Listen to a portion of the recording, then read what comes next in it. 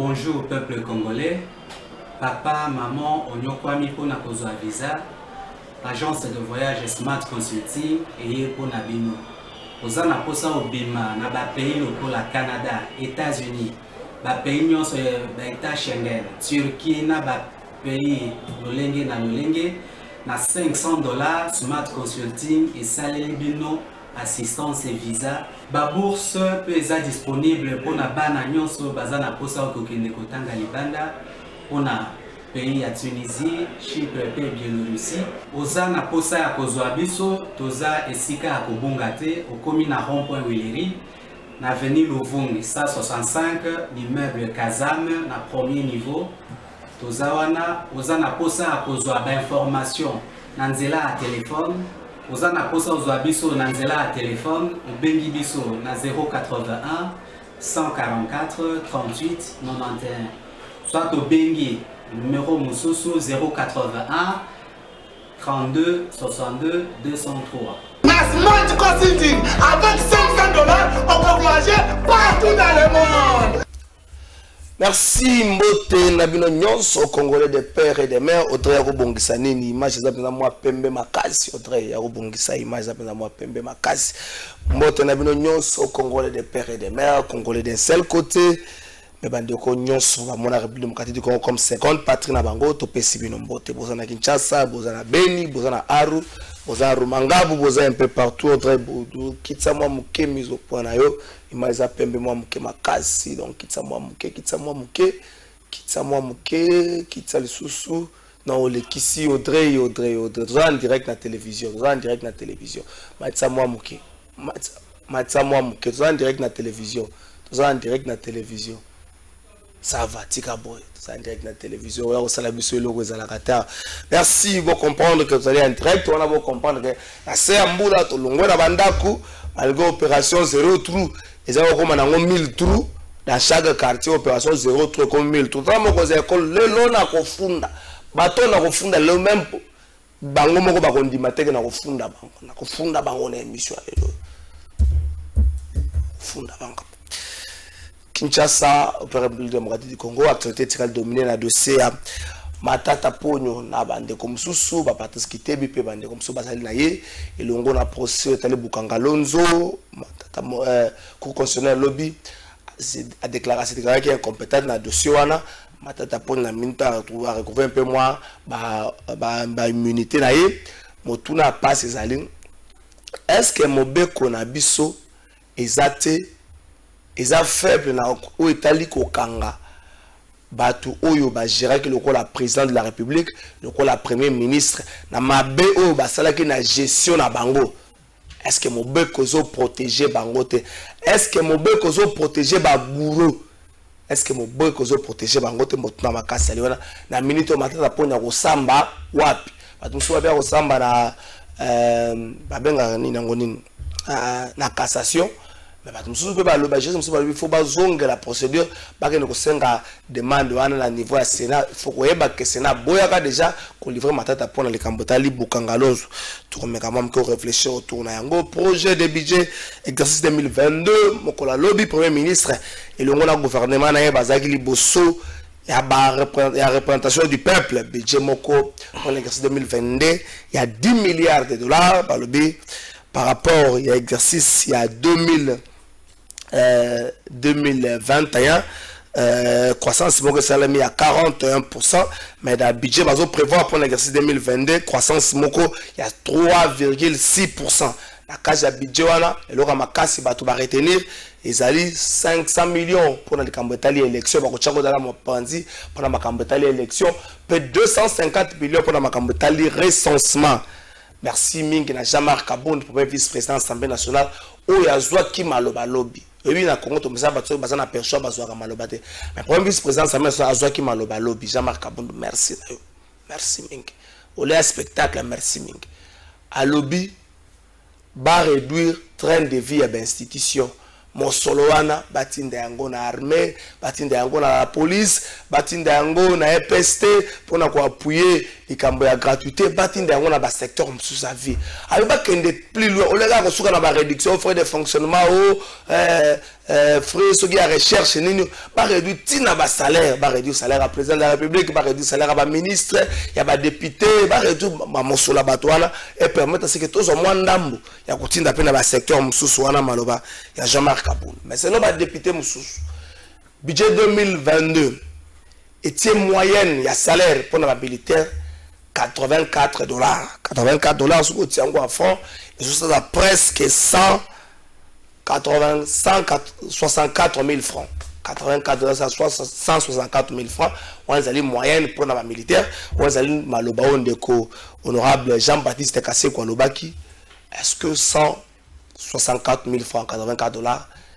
ezali ou il faut permettre à ce que la militaire ou assez ce que ça les moyenne abika ou les éléments cambo to meka mam ke ko beta lisolo nango le ko to le beli cambo ya mosolo ba tsepe mene pour la seni to ko meka mam ke ko beta lisolo nango mais to lo pe ko beta lisolo ya sorti ya député national oyo sortie médiatique na sou que c'est là qui moi makelele bato ba ebela ki mingi na batir mais ça kana ngambo moko wakati na ngambo mususu batir wana ezo bomba nini Mon amboka Arma Mukulu, ozali cadre ya parti CCI, parti à Ndeko, la mère Mende, Omalanga, président Nayo, as député national, Pazali, PCA quelque part, na pesi Mbote.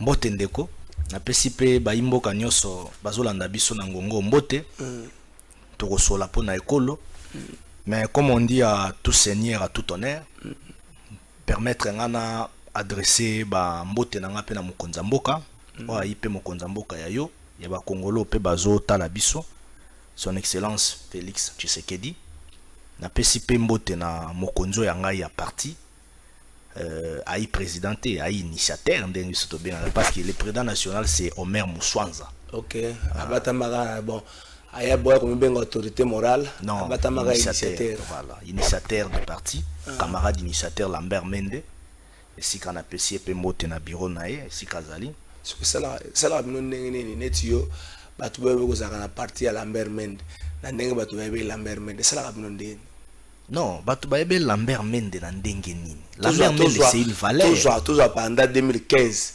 si tu ko sa ba élection 2019 batu bebe Lambert Mende batu ba ko ba oloba ndenge batu bebe Lambert mais ko yo ozala parti ya Lambert Mende batu ba yo sa ba parti on c'est là bino ndenge na ma kamso batu ba lobela kai batu ba ko répéter ngwa je comprends batu bebe Lambert Mende quelqu'un qui a l'oratoire verbe averti, verbe facile. Facile. Oui, c'est un potentiel pour notre pays. Vous savez bien que Mututo a kanaba défaut nae, nous sommes des humains, mais Oebin de commune de Azamuto a participé na ba élaboration et belé pour être mboka na biso tozwali tomba ya ba démocratie. Même la constitution actuelle que nous utilisons il a été parmi les ténors au batambola na mikili nyonso na ba consensus pour notre constitution mboko toza nango lelo ba chapi mutu na bango wana batumsusu balobi akozala honoris causa ya jalelo bakopesa titre wana honoris causa ya jalelo moi je comprends soki Lambert Mende bandi ko sanjola yo maloba oyo non je comprends vous savez ndeko Kalafai ces derniers temps mutu nyonso akomi avant azwa santé politique nae pour aluka santé politique nae il faut tanga komba Ndeko Mende. On était en train de parler de ça au couloir avec un ami de la Mouka qui me disait ça. Il me dit ah mon frère Venabino c'est un grand hein? Il a fait un grand travail, c'est un grand, on reconnaît bien que peut-être batubamona on a parce qu'on a en démocratie donc on partage vos opinions mon côté. Il faut toujours avoir opinions à contraire.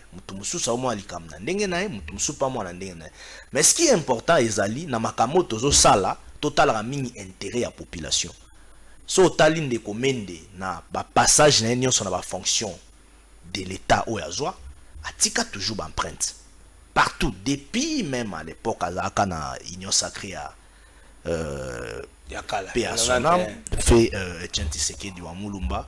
Quand il était encore à ses côtés, tu vois que c'était quelqu'un qui travaille toujours pour la démocratie.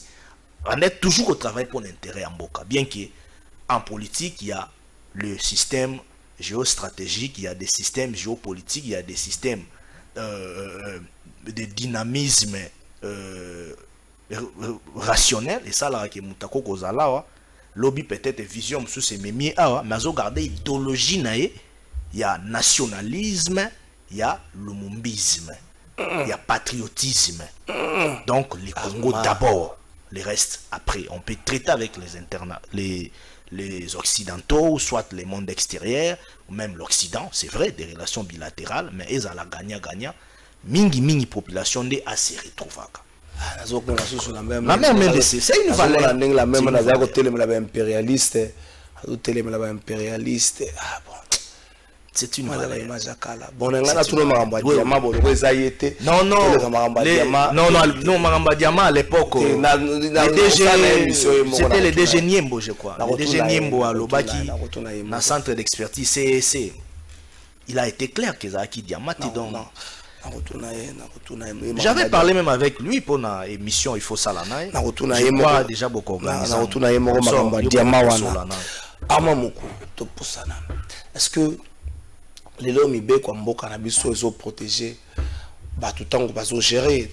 Est-ce que mbe quoi les salami pour bateau bazo gérer ba biki to ba gérer ki lobby to ba gérer lobby zoya ba biki ba gérer mabe ba koya na ba piège ba détournement ba koya na ba piège ya ko pomola kesa mboka ba se protéger de la mibeko to zanda kisali kamba matata ponyo lelo matata ponyo ko répondre liboso ya banani.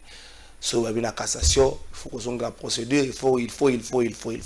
Parce que le roi Mobeko, Mibeko et Congo, ils ont protégé bateau, ils ont géré au détriment peut-être à peuple.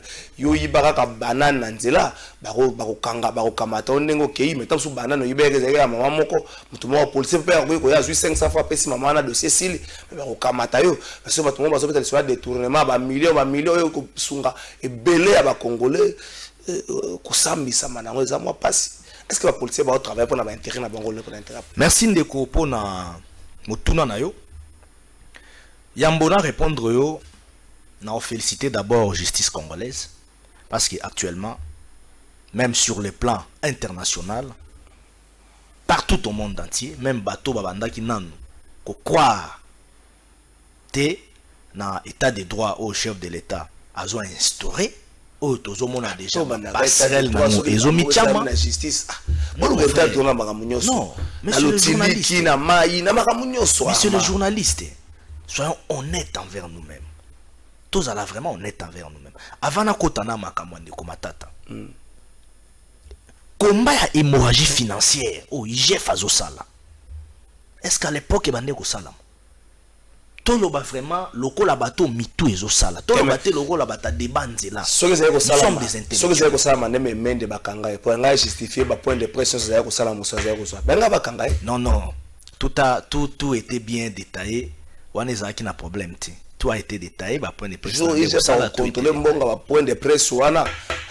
Non. Sur ce plan-là, il n'y avait même pas de problème parce que tout était détaillé. Il y avait un service de communication qui travaillait. Et tout était bien contrôlé. Sur ces points-là, il n'y avait même pas de problème. Tu sais, Mende n'est pas dans Makambo. Il n'est pas dans ça. C'est quelqu'un qui travaille, qui fait son travail pour le pays. Alors, IGF existait depuis très longtemps. IGF est là qui service qui fonctionnait. Mais il y a ministère à finance. IGF est comme qui attaché à la présidence de la République depuis l'époque du sénateur Avi Joseph Kabila. Vous comprenez? C'est un service qui dépend directement de la présidence de la République.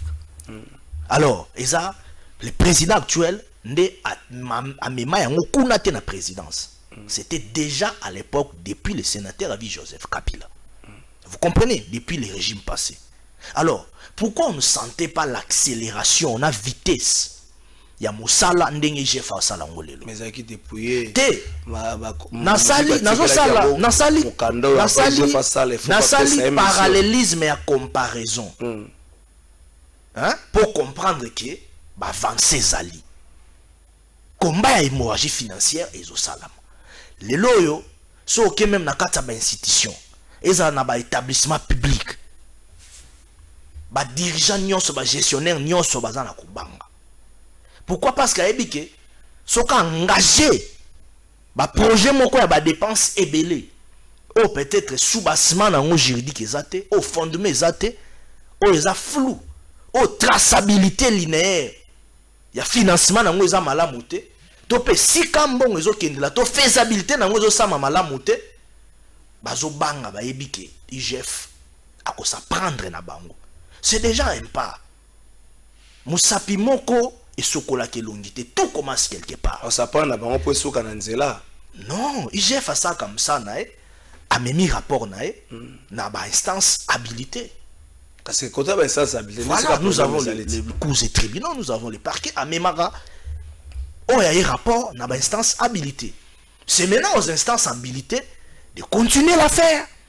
IGF a quoi s'imprégner tabana ko influencer ba instance misusu esika o ya ke a déposer ba rapport nae pour ya bana ko influencer ba on to paper sa bango ba ligne d'orientation. Non. La justice fonctionne na ndenge o esengeli et puis na ba astuce judiciaire. Justice fonctionnera loko la boutique ozui oye sali ligablo na yo yo tche bat no wana bani ko fonctionner o tekeli mutu nguba o tekeli mutu biscuit o tekeli mutu bonbon na 100 francs o lo tekeli na 200 francs. Non non. Justice eza na ba mécanisme approprié ndenge fonctionnaka. Lelo oyo ndeko matata ponyo na pesi mbote sikazali. Tango ndeko matata ponyo autaka je crois Gabon. Non, c'était Togo, era autaka conférence Guinée. Voilà, merci pour la précision. Tango ndeko matata yaka na triomphalisme. Ayaki a mobiliser batu ba uti ko zoye depuis aéroport. Aye à lobby na ko affronter justice. Moi, j'étais parmi Batuyali Bosso, j'étais parmi les premiers communicateurs à Union Sacrée. Bilenge Obaloba qui bravo ndeko matata ponyo. Nga na félicita ki na baki soki na mboka na biso toza na batu. O bazo faire face na justice. Bazo reconnaître qu'il y a une justice donc matata ponyo. Quelque part mboka na biso ekeli boso. Parce que nous on se disait comment mutu mbongo ya Bukanga Lonzo tomoni kuna mba moko université mapone mbongo ane utaki wapi na makuna na quoi frauduleux mbongo Bukanga Lonzo.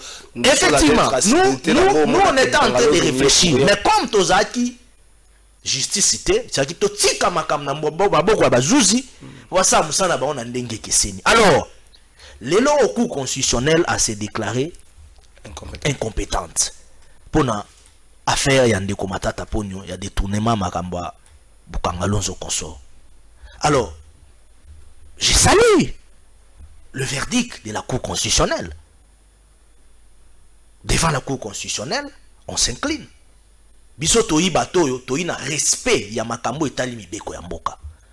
Parce que ne pensez pas que la Cour constitutionnelle est razui ndingisa wana topé a tranché en faveur ya ndeko matata asala on a bafanti topé asali yango pour na influence moko to mutu moko atindia sala. Non non. Et c'est comme ça que fonctionne actuellement la justice. C'est par là aux hommes qui a des indicateurs sincères sur le plan judiciaire. On les autres dans le monde entier actuellement que la RDC réellement est comme Mikokota na kati ya ba pays topé na ba conseil ya ba nation ya minene oyo justice na mboka ezotambola. Alors bato wane ko finga justice na biso. Bah on va des poids des mesures. Na minute nous on leur disait bon à la calme, tout ça la confiance dans la justice en boka. La justice fonctionne avec sa manière, avec ses mécanismes appropriés. Attendons les moments, tout tika maramne zokende tokoyeba. Alors, justice fonctionner pour la dossier matata, tout justice fonctionner pour la dossier batunyoso. Il y a ce que nous appelons la notion des deux cas contraires. Na droit positif, na droit congolais. Ça veut dire quoi? À ce moment ici, c'est vrai la procédure continue. Il y a encore la Cour de cassation. Mais il y a des mécanismes juridiques où ezotinda tope ezosenga pour la énième fois qu'on puisse encore solliciter kolongola ba immunité de Matata Ponyo à niveau ya Sénat. Parce que ça peut encore arriver. Ça peut encore arriver. Ça peut encore arriver que basenga lisusu la levée à l'immunité à Ndeko Matata au niveau du Sénat. Parce que, bon, on a sa société, hein, vous-même vous avez vu comment est-ce qu'il est procédé à Ndeko Matata. Et voilà qui, jusqu'à ce qu'aujourd'hui la Cour constitutionnelle s'est déclarée incompétente à la matière, incompétente dans cette affaire-là. Alors, pourquoi Ndeko Misusu tokomi komona bango ko tambola ko banda ko finga Misusu comme ko loba ona bokoki Matata te. Mais finalement, j'ai dit comment? C'est la justice qui fonctionne. La justice n'est pas là pour X ou pour Y. La justice n'est pas là pour Matata ou contre Matata. La justice est là pour élever la nation. La justice est là pour tout le monde. Il y a un moni, étincelle judiciaire, topé, na pragmatisme, autozomo na lelo, na ndenge justice na biso zo fonctionner na mboka, tozo comprendre pe to komi kondima topé ko liki a été mboka na biso ko kende liboso. Oui, Patrick local. Zela na pesa o exemple mususu. Zela ni kamande ko Patrick pe na go glisser en mwambu. Zela na pesa exemple mususu. À l'époque dans notre pays, il faut tous être même sincère. On connaissait des tout puissants au baké ko kanga bangote. Mais ko touro bazate. Détournement mo beti boé. Non, il n'y en a pas. Il n'y en a pas, papa. Okay. Mon frère, tu es un grand journaliste et tu le sais.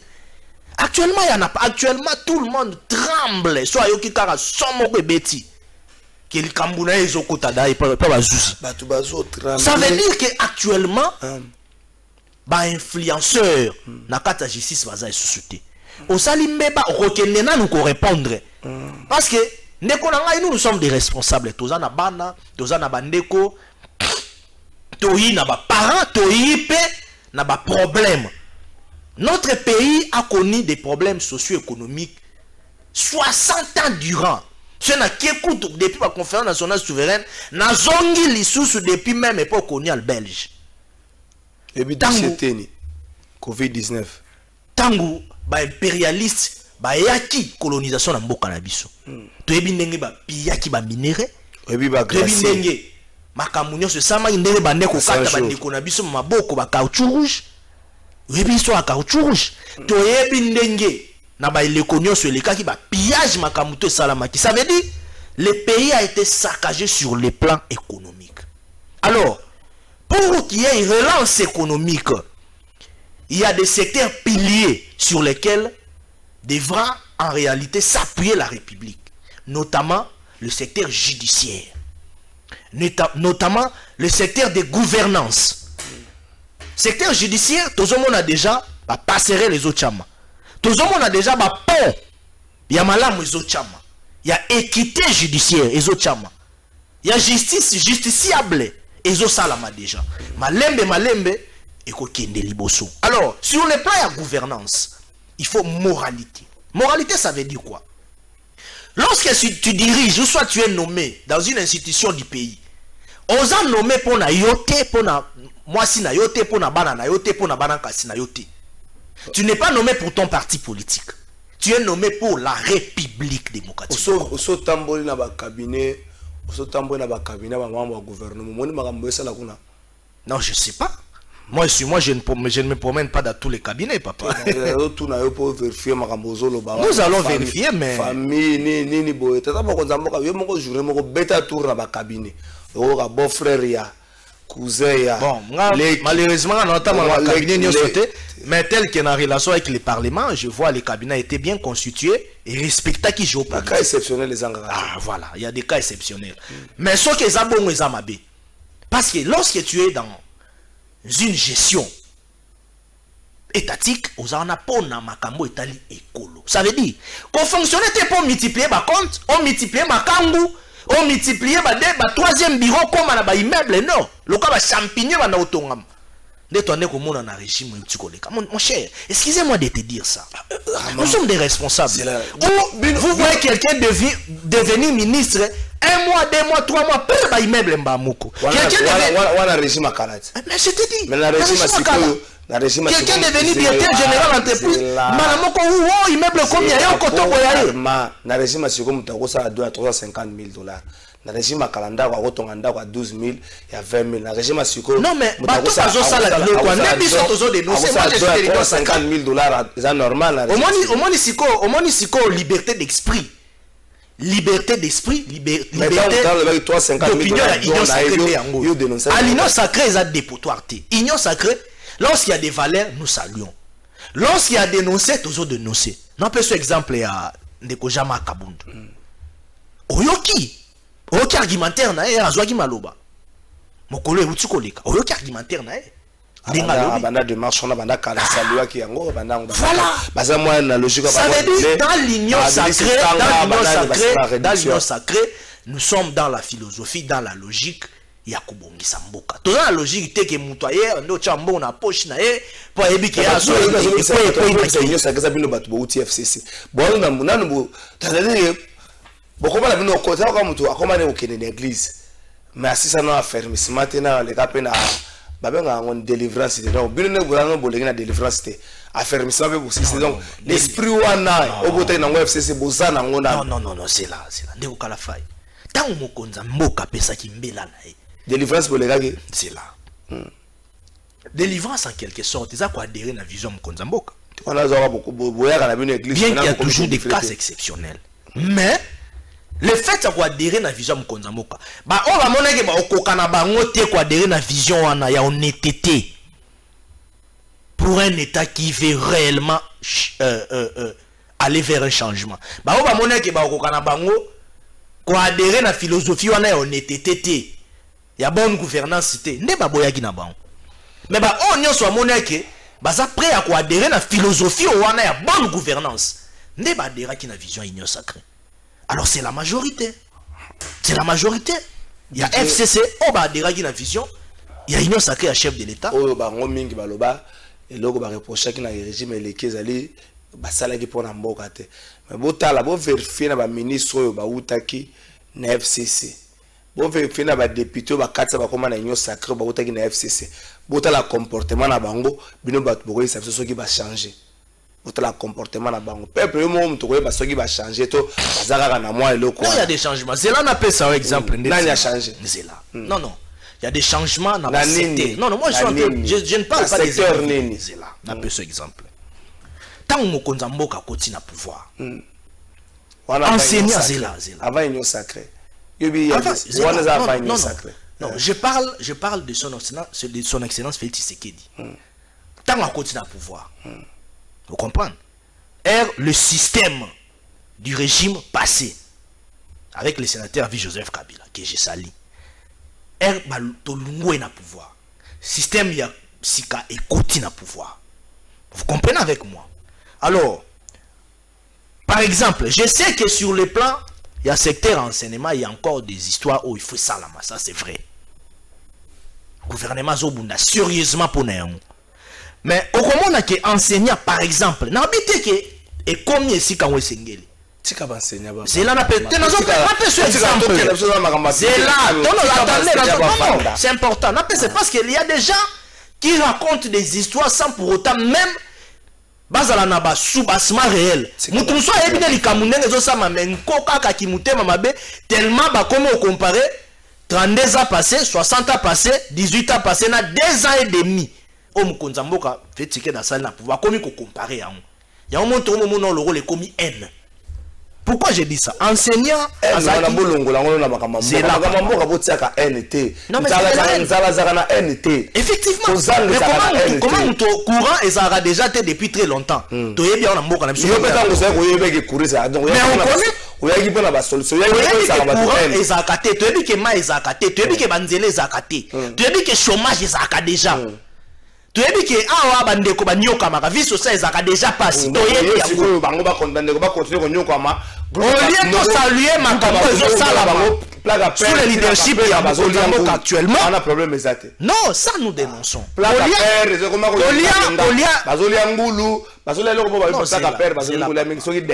ce que nous dénonçons wana problème exact eza inquiétude na biso na ye Jean-Marc Kabunda lobia to tika système to senga faire place à sacrifice effectivement Jean-Marc Kabunda lobia effectivement ndeko kala fa etikanga na pardon na loba to yebi déjà qu'il y a eu des problèmes très sérieux dans mboka na biso sur le plan socio-économique.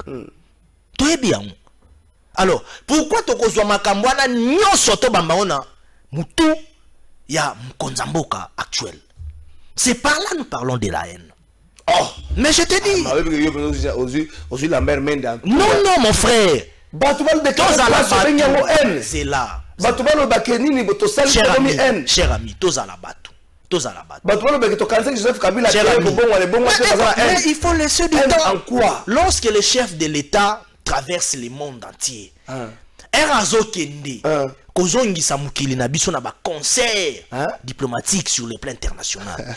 Azo qui est nettoyer la diplomatie mondiale. On avait une fissure diplomatique. On traitait avec la zone sud-sud. Sur le plan international, en Amérique, en Europe, on avait des problèmes sérieux. C'est la raison pour laquelle on avait même des embargos diplomatiques à l'époque. On avait même des embargos sur le plan militaire. Même des financements. Alors actuellement, les chefs de l'État est en train de remettre notre pays sur le plan diplomatique. Dans un concert à Minene. Dans la zone économique,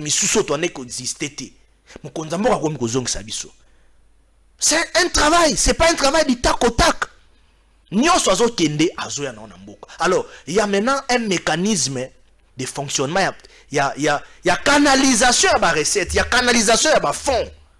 Ne ça la raquette, bah on a affecté fonds O et qui n'est pas fonds et renforcer secteur fonds O et qui n'a fonds et renforcer secteur songolo to pakala. O koto to zia to tia on a secteur o boy. Ndo mona ka mboke qui n'a liboso d'économie mboke tomba mara. Sans compter effort aux ezosalama a na mboka na combat ya hémorragie financière. Lelo oyo mon cher. 8 millions de dollars américains dans 3 mois. Kaka na combat hémorragie financière OIG fait ça là. Ramasser na ba entreprise publique de l'État mobilisatrice des recettes. Nyonso aneza maramba mike. Donc ezana makambo ezosalama. Mais sinon il faut totika mukonza mboka a travailler totika ko intoxiquer totika balongi balobinga mabeli banda pour déstabiliser le régime, ça ce n'est pas bon. Enseignants zaki na 70 000 à l'époque. Eza muke na yebi. A combien on a 400 000 pour créer équilibre social et enseignants. Pour kolobate makambu ya ba partenaire ya enseignement ou ya makambu ya église catholique tout consonde tozomona moi makambu bendana ki mais sinon il y a des choses qui sont en train d'être faites au niveau du gouvernement, le ministère a pesté pour être membre qui est liboso. C'est vrai, il y a des problèmes. Mais les lots 400 000 francs congolais, c'est vrai, Zamouké. Un enseignant ne mérite pas ça. Un enseignant n'est pas Moutouo Yazana classe intellectuelle assez qu'un ministre. Ça, c'est faux. Un enseignant, un militaire, un policier, Azan Moutouo Yazana classe intellectuelle, il y a 7 par rapport à un député. Vous comprenez? Par rapport à un DG d'une entreprise publique de l'État. Au Coran, tout va licencier. C'est-à-dire, et ça par rapport à misalo ezosalama actuellement la carte du gouvernement pour créer une classe sociale équilibrée. Classe moyenne. C'est-à-dire, au cause à licencier, ou pas à licencier koto, bino tout bon dans secteur différent, mais au moins équilibre zali. Vous comprenez? À part peut-être la fonction régalière, il y a moins l'icolo ndenge zala. Mais sinon, mon frère, au côté là par exemple les lots namboka na biso. Ndeko jama kabunda lobi makambu ya réduction ya train de vie, ya ba institution. C'est très important. Les gens n'ont pas fait allusion à ça. Au moins na yokio na mona kio na vidéo na ngo bande kotala. Alobeli yango. Aza premier vice-président de l'Assemblée nationale. Ça veut dire qu'il y a une volonté. Ce qu'on a lui-même dans le cadre de concertation, il y a un parlement, il y a l'Assemblée provinciale. On a parlé même de la mobilisation des moyens, non seulement au niveau national, mais les moyens on les a transcendés même dans le niveau provincial, c'est-à-dire dans l'Assemblée provinciale, même dans le niveau local à la base. Ça veut dire, bon, même sur le plan national, il faut recrudescence même sur le plan local. Et quitter la capé, imboko baza, na base, na ba localité. Tout cela, ce sont des stratégies où ils osent la planter sur terrain pour créer cohésion financière. Mon frère, Mukondamboka Bimi Libanda, Aye Kozonga, Ameme Libiso par exemple, 500 millions de dollars américains pour la transformation à bassin et à fleuve Congo. Batozo comprendre le bon esamuki, ba comparer biso par exemple na République sud-africaine. Mais ba ebité République sud-africaine a sali ba plaidoyer combien pour zo mosolo azwa kiwana. Ya ba mia bazo baso 8 milliards. Alors, on nous a promis nous la RDC na COP 26. Tokozwa sou mosolo un peu plus que RDC un peu. Vous comprenez? Non, mon frère. Les lots même par exemple sur le plan militaire, Tozaka 40e, Tozaka 17e, mais les lots ont commis 15e. Donc on évolue. Dans 2 ans et demi, il y a quand même des indicateurs où ils ont la deuxième position en Afrique. La 10e position. Non, Tokitaka, Tokomara 17e. La 10e position en Afrique. Tokomaka 17e. Je crois que ça Tokomaka 10e. Les lots ont commis 15e. Dans 2 ans. Non. Dans la 10e position en Afrique. Tout cela c'est dit à quoi? Tout cela c'est dit à quoi? Il y a un effort à la déployer sur terrain. Mon cher ami, même Bambo Kao Tozomona Lelo Bamikili a poto Bambo et Tonga Mape na Mokolo Mokote. Il y a un biso to le biboy. 60 ans passés, Mboka na biso fonctionnaire de l'État a zoara $1000. Enseignant a zoara $5000. Maintenant 2 ans et demi. Bandeko na biso balingi professeur d'université azwa $5000, enseignant azwa $2000, magistrat azwa $5000, fonctionnaire azwa $2000. Balingi on a 2 ans et demi. C'est vrai, c'est possible. Mais il faut quand même te reconnaître mamzo ça malelo. Arma mukulto so ma post bouquet na bamboka ne tonga na 2 ans et demi te, mais na bamboka wana bakambi basalaka ba sacrifice bango pe basiraka ba sentir ba epsaka na ba population kombe ba futa maka ba bomba mbongo na bango te monga ministre za tele kwa kaka de chat batu ba peke ministre za ka autant boye na bo fond secret za ka autant boye na boye ba nyoso ba bakambona yango nde ko permettre que batu bazala ka sio ke tsonga na 100 francs ministre za kaneka nini 1000 francs moi ça nga passer te menga na 100 francs ministre za 120 000 francs et ko sala nga passer na 100 francs au moins ben information na biso to ba combien bazwaka ndenge ba bisa biso ke nous petit ba jouer 5000 chacun et bisa biso ke ba ministre ndenge ba bimaki boye ba kangi ba photo ebele ba tamboli lo moka na mituna yango ministère ya gouvernement yenyo saka bon na problème ni ya ko tambola ka bato ebele ponga na yibi muto azaka na comportement ko tambola ka bato ebele ba bima ndenge na yiso ke na kosi za muto asaka makamba mabe minute si soko sala ka no makamba mabe ti o ino ko bima wa yo moko tambola wileri ti o komi na rompo to ke na boulevard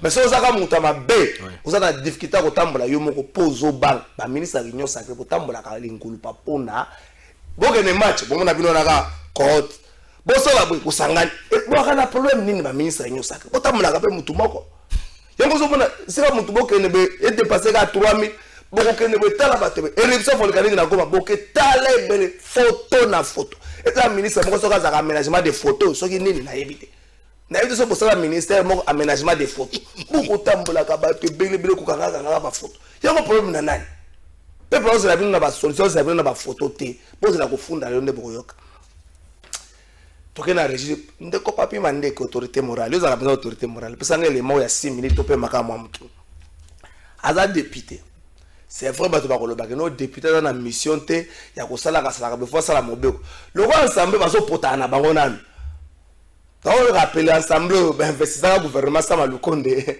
na moins de 30 minutes ba yoka ka nini na ebite auto sauver mboka banda gouvernement sama lukonde kota rame ya makamba belebele ya auto na ensemble bo mais au moins yé avec le roi koto ba bazo chauffer na kitakata na sala honorable Ogi Kalonji autrement dit l'homme monsieur terre jaune na esaleli na ye asimbi mitema au-delà ya terre jaune ya Chango Mobimba bravo à lui et bongo yo na ngongo yo vandi osale le côté yo ki papa social nora so to comme na période de campagne pour luka minga côté bato bazo kufa pour na ba cercle yango yonde ça ozali passe esprit de mort tonini et bongo to comme na 2021 mais abiso papa social nga na botama na Chango makambo kobotama wana yango ni bomi mboko so mutana possibilité ko sala sala onga na botama chango sani na yebi kote na binoto toke na riche. À son séjour à Kinshasa, Monseigneur José Likolo, évêque de Lissala, a été honoré avant de regagner son diocèse à la paroisse Sainte-Lucie du doyenné Saint-Matthieu. Hormis les fidèles catholiques qui sont venus assister à sa dernière messe dans cette paroisse, on trouve en ces lieux l'honorable Ogi Kalonji, à sa façon de considérer les hommes de Dieu, a foulé les pieds à cette église en vue d'offrir les cadeaux à l'évêque de Lissala, question de concrétiser sa promesse tenue à cet homme de Dieu. La louange et l'adoration étaient au centre de cette messe pour rendre convenablement gloire à Dieu. Invité du haut de la chair, l'homme de la terre jaune a saisi cette opportunité pour remercier les chrétiens de cette paroisse.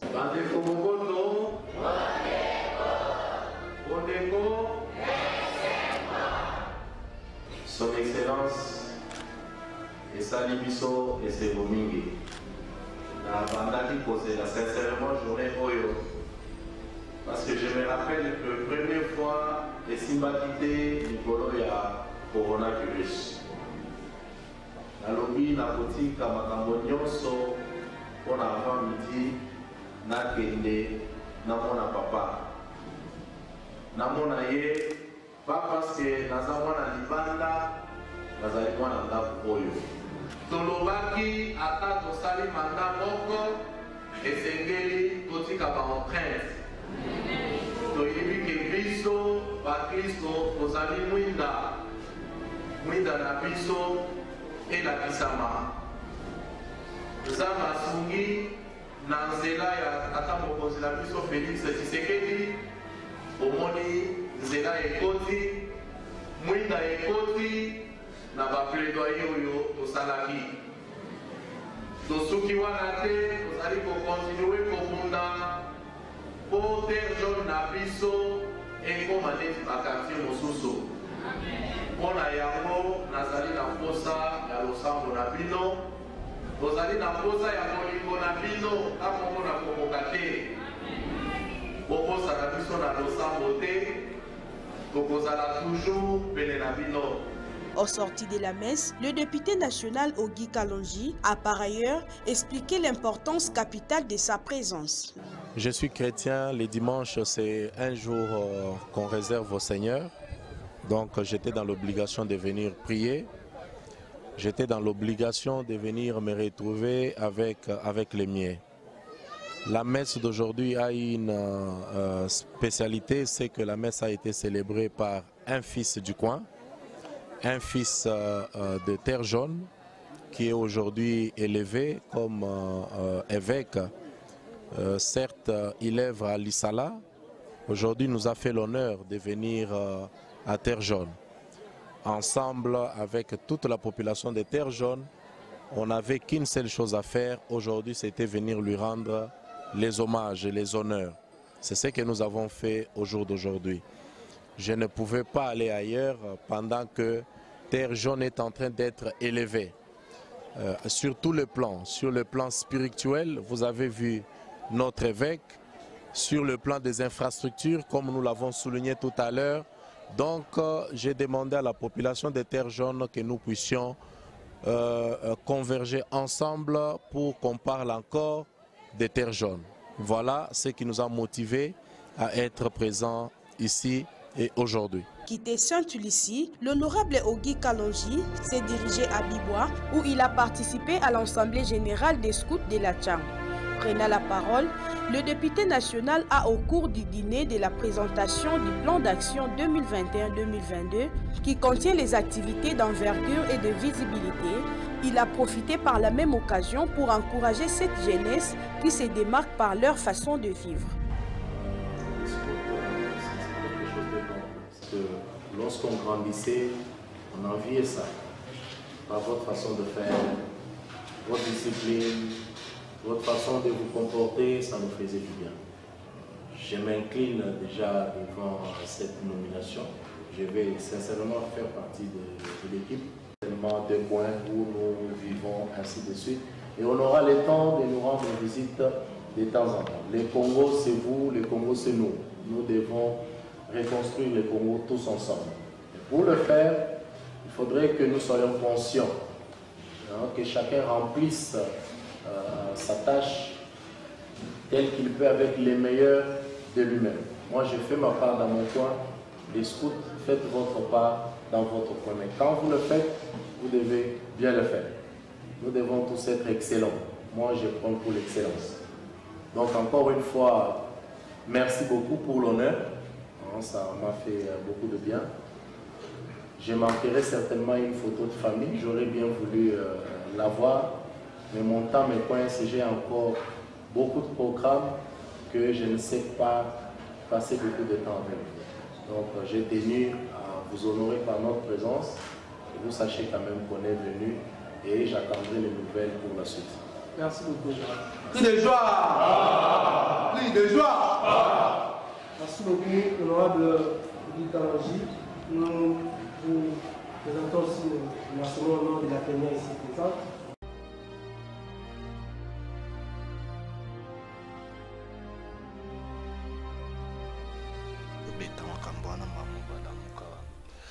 Merci, honorable Guy Kalonji, monsieur Terre Jaune.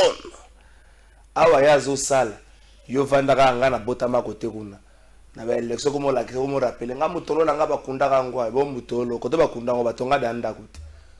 Batonga nda kote bakunda ngo. Ama mukulu, badoka la muka bazaki na balabala, mokola samedi bazo annoncer bande kwa la muka te bande ko ya ezaki marche ya Mila Prona KLCC. La Muka FCC bande ko belebele basalaki mais na moni yango na yoki yango na bande ko la Muka bazo annoncer ba site moko à partir de moko la lobby mercredi na siège ya Seni kino bako so ba réponse moko satisfaisante na démarche na bango. Et puis bon répondre na no na tout la pauvre ba comme ko kabola biso mo mingi mon cher obi makambo ezopesa nga koseka. Mais vont tous Seni moko dépolitiser. Mon cher, attendez. Les concepts dépolitisation de la CENI, c'est un concept moko creux. Pourquoi je dis ça? C'est quoi changement négatif té, changement négatif ça compte. Ils en a sens té. Pourquoi je te dis ça? La CENI, c'est une structure d'appui à la démocratie. La CENI est apolitique, c'est vrai. Mais dans le système de fonctionnement de la CENI, ils n'ont pas si possible comme à dépolitiser. Pourquoi je dis ça? Ceux qui lobby la réforme, là, c'est vrai, c'est bon. Parce que la réforme, et qu'on continue. Mais possible, les gars, comme maintenant. Non, c'est là. Non. La loi électorale, la réforme est cause là. Parce que la réforme, d'une manière générale, les gens ont la loi portant fonctionnement organisation CENI. Au monde, il y a un article moko concernant la loi électorale. Même la loi sur la fixation des sièges. La loi sur le démembrement territorial. La loi sur Makamba seuil. La loi sur Makamba représentativité. La loi sur Makamba équitabilité à Mouto, il faut à la candidat.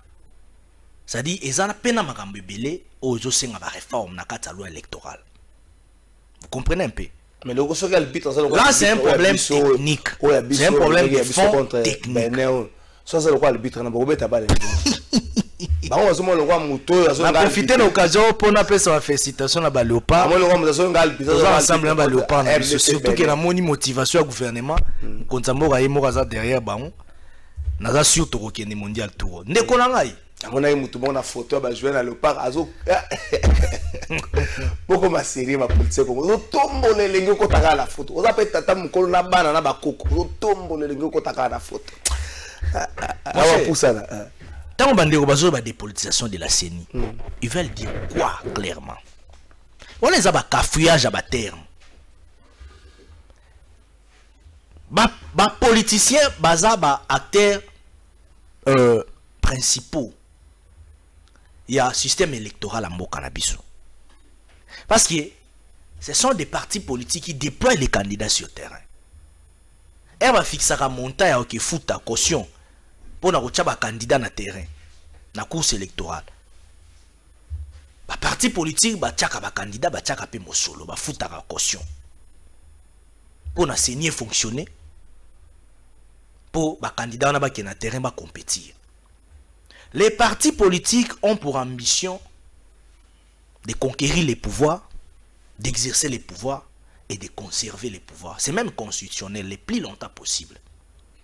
Alors, yo comment on dépolitiser machine ou les salake ba acteur politique topé environnement électoral ou to bengi ba parti politique na ndenga système bolongo la baon bo écarter baon, ça ne tiendra pas.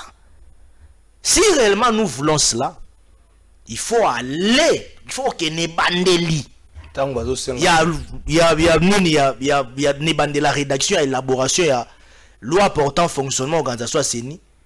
Qu'on supprimer article 1 et le baki makambouan. Alors, notre loi électorale est sous la sensité. Parce que si on a tout ça, ni torolongo la politicien, bas à sous soutien, la proposition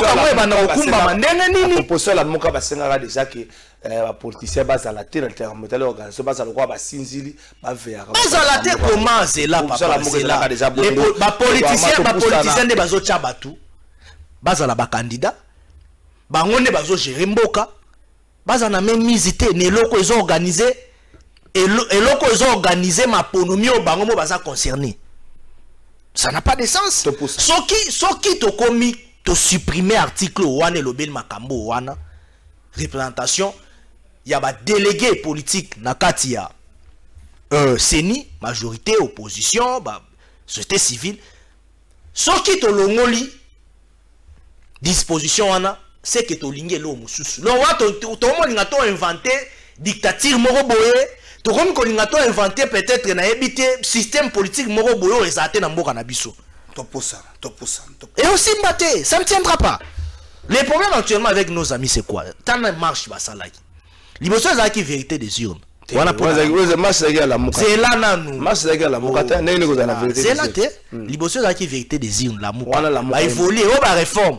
Toké na ba réforme institutionnelle et ça la mi peine Assemblée nationale. Toké oh non CENI wana oh ndeko kadima aza mutu ya président Fati. Biso to pesi bango défait. On a même moi dans une école primaire à comprendre que bazo lukelo mususu. Les cas kadima et les cas ensemble lomda eza ba des cas différents. Oui,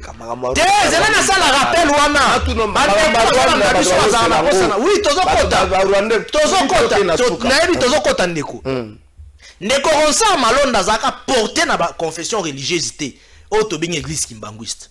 Asala magui moka forcing kuna ne basalaki salaki ndende kweleba ya ko signer mukanda o église kimbanguiste porté. Yango moni ba désavouer kaye. Na yé moko père spirituel na bango. Et ça bisoté. Alors, et puis il y a des coronsa et zala kaka mutu moko. Et ça même inscrit kutu na ordre du jour. Te tomona et lo mo le kaka salami bongo pa yemba moko na ndenge moko ya cafouillage. Ne basani ba interina ka yé moko. Mais le cas de Nikadima, c'est un cas très clair. De Nikadima bango moko église imanguiste. Ba porter choix na yé. Basali communiqué officiel na bango, balobi aza candidat na bango officiellement na nkamba et puis Denika di mes équipes mobimba. Non obstant moi toi oh bakoya to occupé déjà ba batinda bat na bango bato opposition to yoki yango déjà. Bon tozo saluer yango, tozo encourager ba. Denika c'est toute une équipe. C'est bon.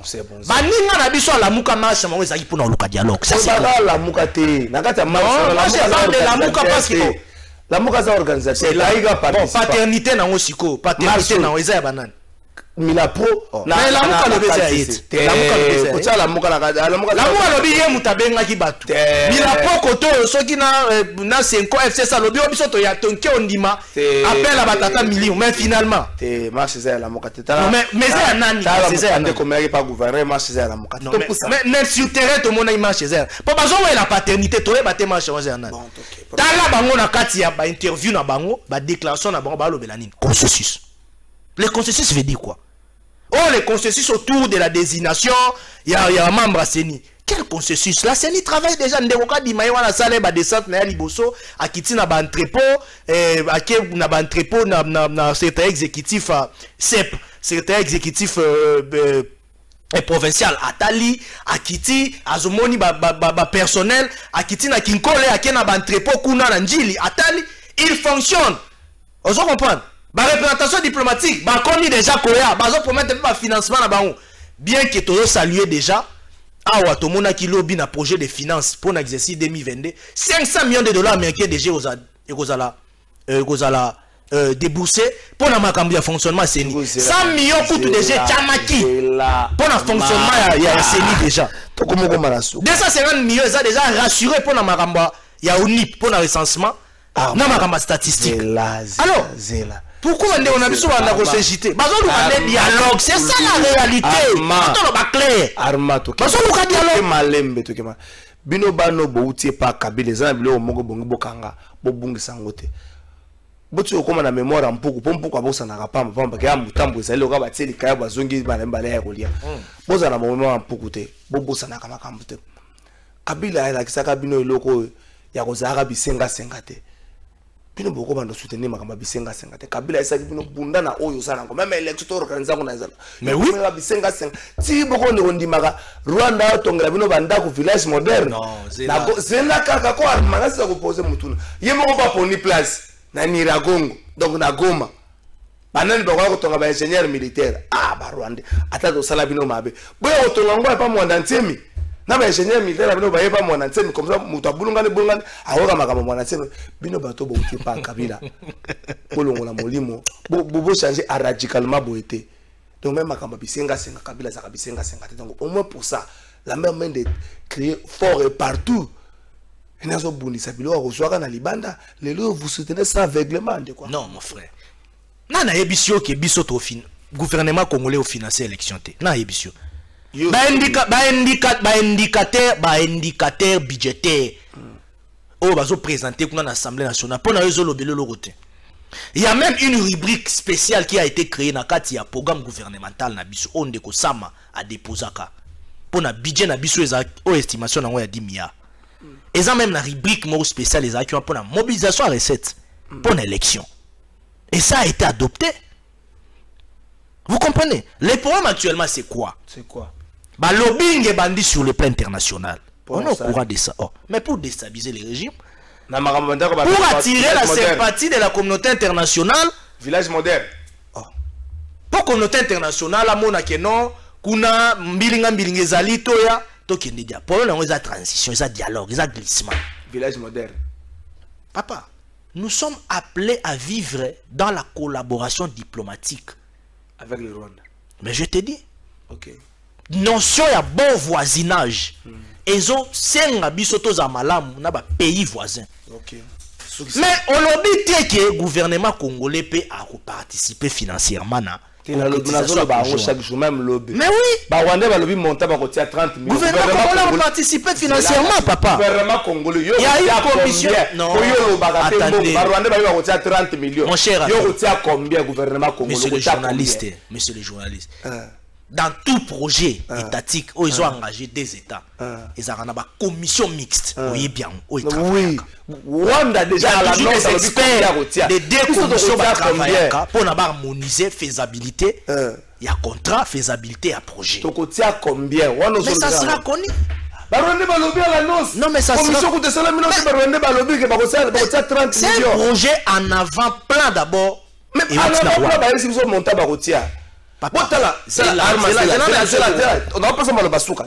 moi je ne soutiens pas le Rwanda. Mais ils ont pays voisins à Bissou. Il faut la funda d'abord voisinage. Il faut la funda bino bato régime ya gouvernement union sacrée. Bozo okota mboko na ba problème.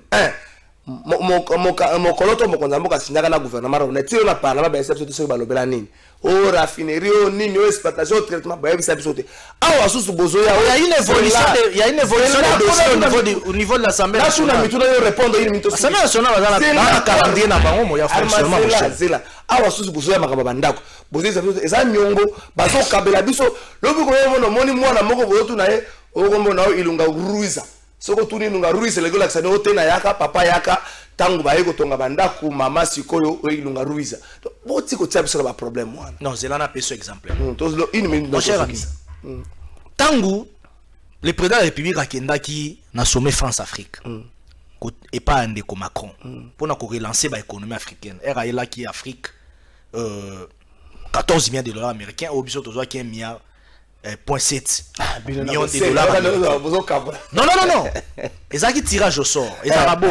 Pour renforcer l'économie africaine dans le moment de Covid-19. Ndeko Kagame a une interview moko et ça là qui répercussion ma belle à tout consort. Bah toi combien koloba loba. Au chef d'état il faut loba. Au chef d'état il faut loba. Mkonzambo a répondu au bec rapport mapping et ça rapport moko onisien et ça rapport moko congolais te bato tout bazan na kata makambo ya batrocita est ba ko répondre non. Après makambo Nyiragongo et salami éruption volcanique. Oyebi Rwanda ya ma combien de Congolais kuna. Rwanda voisin malamu. Na pesa par exemple wana. Parce que voisin musura ke. Biso na Kinshasa ne to comprendre makambo te yo tambola ka papa. Le Rwanda et le Congo to partagent la frontière et sika moko. Toi to ko kabwana te. To kabwana comment parce que baza voisin. Les relations diplomatiques nous obligent de rester ensemble. Soit to tikala elongo na ba to mikila poto. Na ba tu Asie Amérique. Mais pourquoi tous là ensemble na bato merci. Merci Armand. Bien qu'après gouvernement peut intervenir. Merci Armand. Merci Armand. Nous sommes appelés à vivre dans des relations diplomatiques, des relations bilatérales. Merci Armand.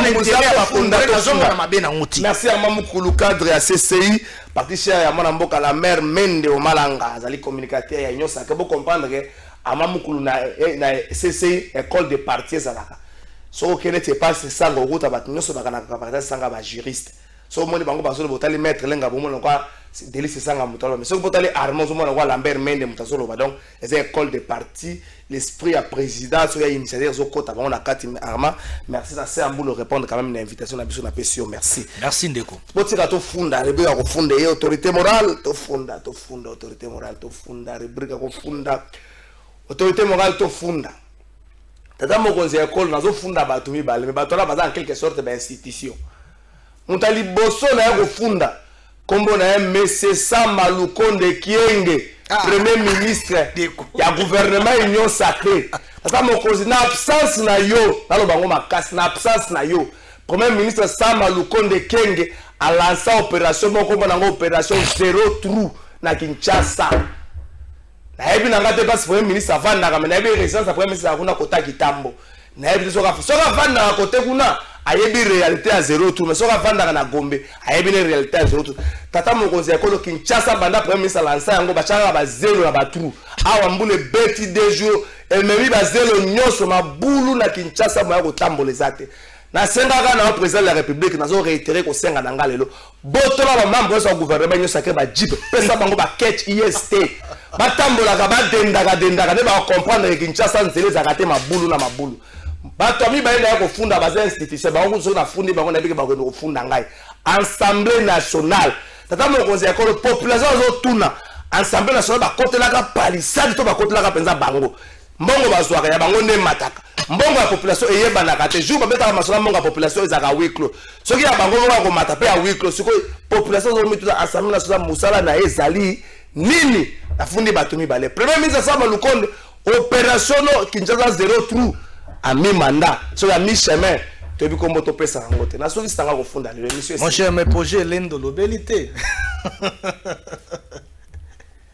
bonjour peuple congolais papa maman onyokwami pona kozwa visa agence de voyage Smart Consulting et pona bino ozana posa obima na ba pays lokola Canada États-Unis ba pays nyonso ba état Schengen Turquie na ba pays lolenge na $500 Smart Consulting et saleli bino assistance et visa ba bourse peut être disponible pour na bana nyonso bazana posa okokende kotanga libanda pour na pays ya Tunisie, Chypre et Biélorussie. Oza na posa ya kozwa biso toza esika ya kobonga te okomi na rond-point Willery na avenue Louvungi 165 l'immeuble Kazam na premier niveau. Toza wana oza na posa ya kozwa ba information na nzela ya téléphone. Oza na posa ozwa biso na nzela ya téléphone obengi biso na 081 144 38 91. Soit au bengi Numéro Moussousou 081 32 62 203. Smart Consulting, avec 500 $, on peut voyager partout dans le monde.